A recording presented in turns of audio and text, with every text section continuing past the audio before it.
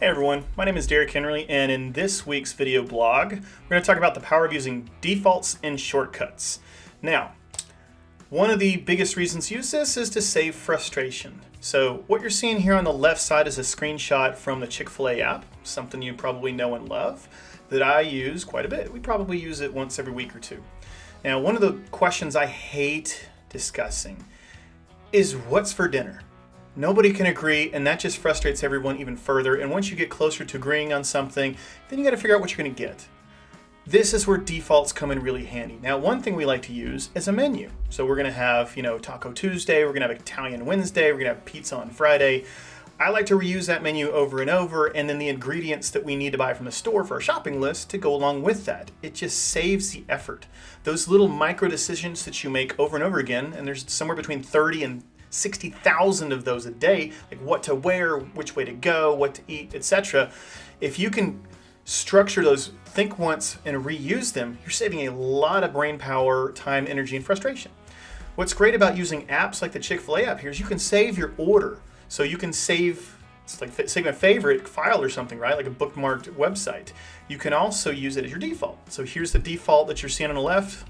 So now you know my weakness is Chick-fil-A sauce and getting the standard Chick-fil-A sandwich. It takes like 3 clicks to order that. It's amazing. And Chick-fil-A in particular is great because they're a really efficient operation. They're very nice people. It's good value for what you get out of it. So I like to keep things easy. That's a great example of using defaults. Now, there's a couple other benefits here if you didn't already pick up on it. Obviously, it's going to save time by reusing the thinking. It's going to make it less frustrating and you're going to save brain power. But it also reduces mistakes. I haven't seen a mistake from Chick-fil-A in an order of just myself or my whole family in months, if not years. Because it's listed out right there. Every time somebody has to take your order through a drive-through or something else, it increases the error points because they have to write it down and communicate it with you. When it's already printing it out for them, it just reduces the points of error. So another reason to use defaults. Now, aside from restaurant apps, that's great. What does this have to do with your job? Well, a lot actually. Most apps have a lot of defaults available so you don't have to change something every time you use it, more than you might imagine. Now, in Excel, the ability to show how many sheets are in a default file, like if I start a new file here, notice I only have 1. Well, that's a default setting you can use. Most people have 3 or more. I like to keep it minimal because people don't necessarily know what's in those other sheets. It could be blank, may not be. So I like to only use sheets for the ones that have some kind of purpose for them. So let's get rid of that guy.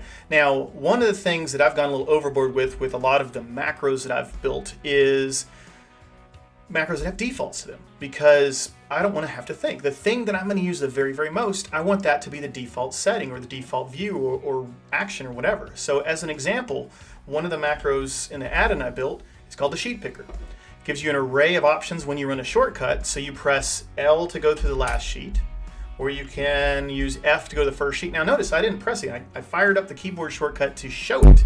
F is highlighted right there. I can just type over it, or I can press enter to jump back to the first sheet.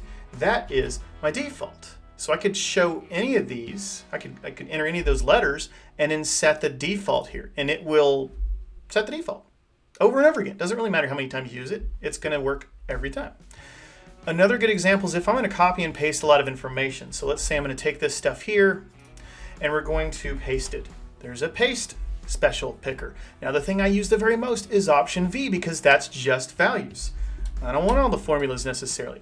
Well, if you do, then change F or change all. Maybe you want to just do all. Actually, that's a bad example because there's already a keyboard shortcut for that. Let's say F and we want to make that the default option. Well, the next time you run it, look, F is the option. You want to change it back to V? Great, go back to V. There are dozens of these available, and again, it just helps keep you fresh. You don't have to think as much when you know that that's your default option. You can also say favorites. Very similar kind of mindset here. In Excel, you can pin your most recent favorites. These are some of the ones that I've got because I use them all the time. You can unpin them very easily. It shows you about 12 or 13 of them. Most apps that have files work that way. So I would pin the app at the bottom here in your taskbar and then pin the files used the most. In Excel in particular, since so many of the people I know will use it, you can also pin files, right? So you've got a couple of things right here you can pin. I don't use those quite as much because of a couple other things that I use to find things easily. In addition to pinning the files down here, those are just always available, even if Excel is not running.